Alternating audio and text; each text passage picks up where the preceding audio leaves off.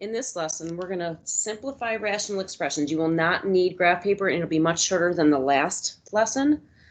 The last lesson, if you didn't watch it, it was about 33 minutes long, and you only needed to write down the first, I think, 26 minutes of it.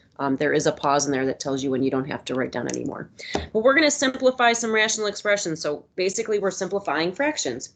So we're going to start off with some review that you might have seen earlier in the year, or you might have seen last year, but if not, we're going to go over it right now. So for review, we're going to be simplifying. So the directions are to simplify. Leave some space above each of these examples. We're going to do 4 of them really quick. So here's example 1. Can you write 18 over 12?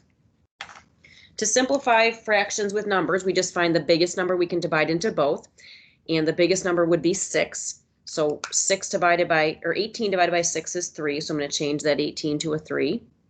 And the 12 divided by 6 is 2, so we're going to put a 2. We can't simplify those anymore, so our answer is going to be 3 over 2. You can always use your calculator as well when you just have numbers. You can go to your regular screen and just do 18 divided by 12, and then hit math, enter, enter, and it reduces it for you, 3 over 2. Next one, we're going to use some letters. So example 2, can you write 3 x to the 5th, y to the 6th, and underneath it, can you put 6 x to the 8th, y to the 3rd. All right, so now I'm going to ignore the letters for a second. I'm going to simplify my letters. So I know that I can divide both of those by 3, so I'm going to do that now. So 3 divided by 3 is 1. I'll cross off and put a 3. 6 divided by 3 is 2, so I'm going to put a 2. And again, you can go to your calculator, do 3 divided by 6, math, enter, enter, and you get 1/2. Math is your button right here, and enter is on the bottom. Now we look at our letters. We look to see where the most amount of x's are. So there's 5 x's on the top, and there's 8 x's on the bottom. There are 3 more on the bottom. So we get rid of the top, and we change x to the 8th to x to the 3rd. So we don't just cross off the exponent, we cross off the whole term, the whole x to the 8th, and rewrite it. If you look at the y's, you have 6 y's on the top, 3 y's on the bottom. There are 3 more on the top, so we get rid of the bottom and change the top to y cubed. Now we're ready for our simplified answer. On the top, we have a 1 with a y cubed, so we can drop the 1. So we have y cubed. Underneath, we have a 2 with an x cubed, so 2x cubed. There's our simplified answer. Next one, number 3.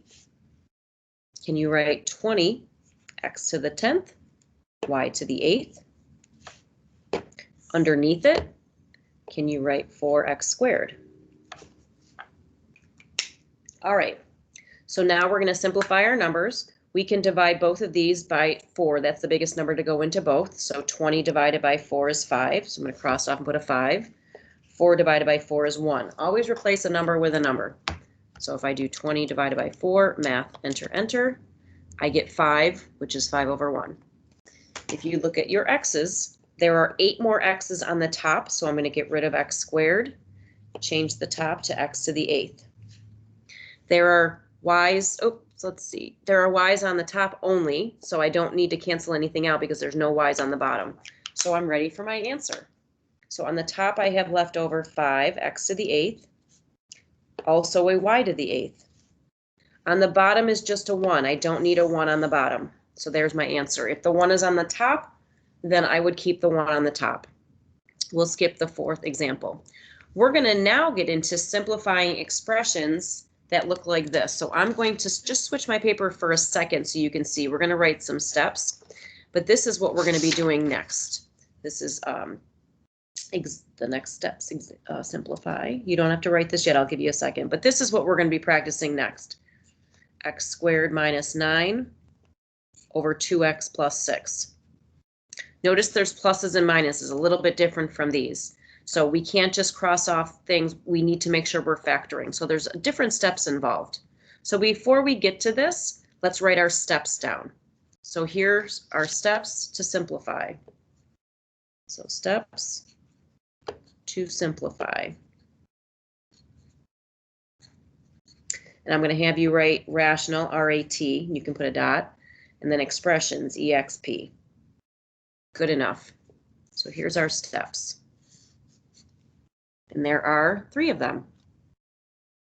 So here's step 1. Factor the numerator and denominator. And notice I'm shortening this. So if you would like to, you can as well.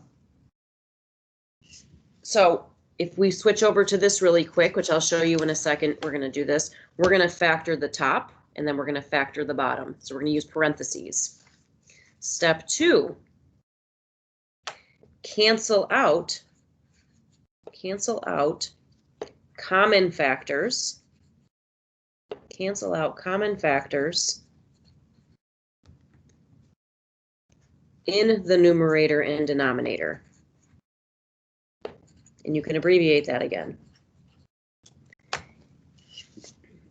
And we're going to put something very important in here. I'm going to put it in red. They have to be on the top and the bottom. They can't be side by side. So in parentheses, can you write can't cancel side by side factors? Can't cancel side by side factors.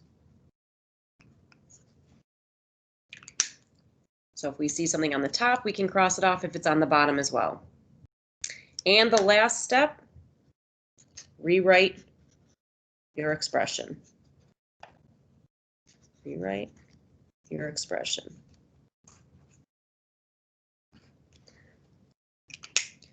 So 3 steps. So what we're doing is trying to make the fraction as small as possible. So now what I'm going to have you do is copy down this example. We'll actually call this example 4. And the directions are to simplify. So I'll give you a second to copy that down. And make sure you leave some space above it. So what we're going to do is, because there's pluses and minuses, we can't just cancel out things. We have to factor. So I'm going to look at the top only. We are factoring, so I'm looking, there's no GCF, but there's a power of 2, and these are perfect squares. So I'm going to put 2 sets of parentheses on the top. This ties into our earlier chapters, our quadratic chapter. X times x gives you x squared. What times itself gives you 9? 3 and 3. And because you're subtracting, opposite signs. So now I just changed the top to x plus 3 times x minus 3. What we're doing is factoring. On the bottom, there is a GCF of 2. I can take a 2 out of both. So I'm going to take out the 2, and in parentheses, I'm going to put what's left. If I divide a 2 out of 2x, I'm just left with x. And if I divide 6 by 2, I get 3. So I have x plus 3 inside. So I've just changed the bottom now to 2 times x plus 3. Because there's no exponent, I can stop. So that was step 1. Step 2 is to cross out our common factors. If you see something in parentheses, top and bottom that's the same, we can cancel. If you notice, x plus 3 is on the top and on the bottom, so we can cross them out. If we had x plus 3 times x plus 3 here, we could not cancel them out. They cannot be side by side. They have to be one on the top, one on the bottom. Step 3 is to rewrite our answer. So I'm just going to write what's left. So on the top, I have an x minus 3. On the bottom, I just have a 2. So my answer becomes x minus 3 over 2. Let's try another one. This is example 5. Leave some room above it. Can you write x squared plus 5x minus 14 on the top? And on the bottom, x squared minus 4. So again, because we have pluses and minuses, we can't just start crossing off the x squares. We need to make sure that we're factoring. So on the top, there is no GCF, but there's a power of 2. So I can do my 2 sets of parentheses. What times itself gives you x squared? X and x. Factors of 14 that subtract to give you 5. Well, if I want to be lazy again, I go to my calculator. I go to y equals, and I do 14 divided by x to get my factors, starting with 1. Which pair subtracts to give me 5? Well, that will be 2 and 7. I want a positive 5, so that means the 7's the highest, which has to have a positive. So the 7's positive, 2's negative, 7 minus 2. So now we just changed the top. On the bottom, there's no GCF, but there's a power of 2, and these are perfect squares. So I can do 2 sets of parentheses. X times X is X squared. 2 times 2 gives us 4, so we have 2 and 2. And our signs have to be opposites. So now we just change the bottom. The next step is to cancel out what's in common, top and bottom. Well, I notice an X minus 2 up here and down here, so I can get rid of them both. Now, these aren't the same, so there's nothing else I can do. I'm ready for my answer. So on the top, I'm left with X plus 7. And on the bottom, I'm left with X plus 2. You cannot cancel out the X's because you have a plus. You have an addition sign in here. One more of these. Example 6. Can you write, leave some space, 4x squared minus 1. And on the bottom, 10x minus 5. Last one for practice of these before we change it up just a little bit. All right, we're factoring because there's pluses and minuses in here. So there's no GCF, but this is a perfect square, 2x times 2x, and this is a perfect square, 1 times 1. So I can create 2 sets of parentheses on the top. Well, what times itself gives you 4x squared? 2x and 2x. So 2x's go in the front. 1 times 1 gives you 1, so I'm putting 1's in the back. And opposite signs, plus minus. We just changed the top, so I'll get rid of it. On the bottom, the GCF, I can pull out a 5 from both. So I'm going to take out a 5. And in parentheses, I'm going to put what's left. 10 divided by 5 is 2. So the first term is 2x. 5 divided by 5 is 1. So I put minus 1 here. I've just changed the bottom. Now we get to see what we can cancel out. I see a 2x minus 1 on the top and the bottom, so I can get rid of them both. There's nothing else in common, so we're ready for our answer. So on the top, we have 2x plus 1, and on the bottom, we just have a 5. So there's our final answer. One more little trick we got to throw in to make sure we know how to simplify fractions, and that's with an a minus b, b minus a. I'll explain. So I'll take this off. And can you write simplifying with a minus b and b minus a? So here's what I mean. If we have an expression that has an x minus 2 and then underneath it 2 minus x, there's something we can do to simplify that. We can't just cancel them out because they don't mean the same thing. So I'm just going to show you this little trick. If you have a minus b, what we can do is if I divide out a negative, to make it equivalent, a divided by a negative is just negative a, and negative b divided by negative b is just a positive b. So I just want you to know that these are equivalent because if I distribute again, this becomes a, this becomes minus b. This also can be changed to flipping these around, but be careful. I'm going to bring the negative over, and in parentheses, if I switch these, I have to keep the signs with them. So b is positive, so b stays positive. A is negative, so I put minus a. I just want you to notice that if you have a minus b, it is the same as if you switch it around and put a negative in the front. That little trick is going to help us to simplify. So can you write one more little star, and we're going to connect that all together. Can you write a minus b equals negative, in parentheses, b minus a? So if we ever need an expression to look like each other, we can flip it by putting a negative in the front and just switching the order. So we're just going to practice that. Can you rewrite using the above rule? Rewrite using the above rule. I'll give you a second to write that. I wrote that pretty quick. We're just going to practice doing that before we get into some simplifying. So this is example 7. So can you write x minus y? I want to know what it's equivalent to. Well, remember, what we can do is put a negative in the front, and then we can switch the order. So we would put y minus x. So this is equivalent. Here's another one, example 8. We're doing this for a reason. It'll help us later. If we have 4 minus x, that is the same as if we take a negative out and then switch the order, x minus 4. Notice the signs changed, but we have that negative there to compensate for it. One more, example 9. Can you write 3 minus 2y? If I was to use the rule above and make this equivalent, I would take out a negative, and then in parentheses, I'd switch the order. So we'd have 2y minus 3. And we're allowed to do that because of this negative. All right, why did I show you that? Well, I wanted us to simplify using that rule. So 2 more examples and we are finally done. Can you write simplify? And we're going to go on to example 10. You're going to see why in this first example. Leave some space above. Can you write a minus b over b minus a?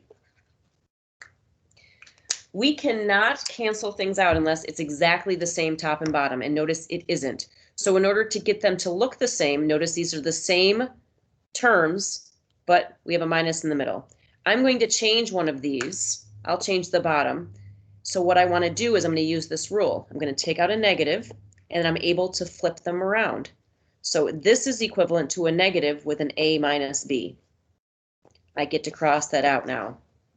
If you notice, you now see an a minus b on the top and an a minus b on the bottom. We could not cancel it out earlier because it was not exactly the same. Now we can. So I'm going to cross off the a minus b on the top and the bottom.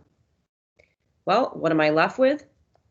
I'm left with nothing on the top, so I'll just put 1 for now. I'm left with a negative on the bottom, so that's negative 1. And if I simplify that, 1 divided by negative 1 is negative 1. So again, when you have the same expression but switched with a minus, you can make it look exactly the same by taking out a negative and flipping it. Last example of the notes, and then we are done. Example 11. Can you write, leave some space, 2x minus 10 on the top and 25 minus x squared on the bottom. All right, starting with the top. Make sure your x's are in the front. Your x is your first term, so you're good. RGCF, I can take a 2 out of both. So I'm going to take out a 2. And in parentheses, I'm going to put what's left. We're factoring the top and the bottom, and we're going to see what happens. 2 divided by 2 is 1, so we're just left with an x.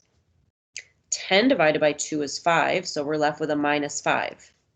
So we just changed the top to 2 parentheses x minus 5. Now look down here. Just notice that the x is first, but the x is last here. We probably want to get this in the front so we can factor and make it look the same. So how do we switch it?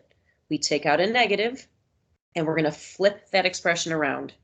So instead of 25 minus x squared, it's going to be x squared minus 25. Now my x is in front. So this is a perfect square with minuses, so I'm going to take out my negative, 2 sets of parentheses. I can factor like I did on the previous page. X and x go in the front. 5 times 5 is 25, so 5's go in the back, and opposite signs. So now I finally changed the bottom to this. If you now take a look, we have an x minus 5 up here and an x minus 5 here.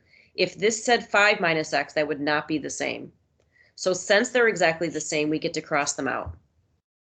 All right, now we're going to write what's left. So I see a 2 on the top. On the bottom, I see a negative with an x plus 5. So I'm going to put the x plus 5 here. I can put the negative with the parentheses, or I could just move the negative to the top. They are exactly the same. There's your final answer.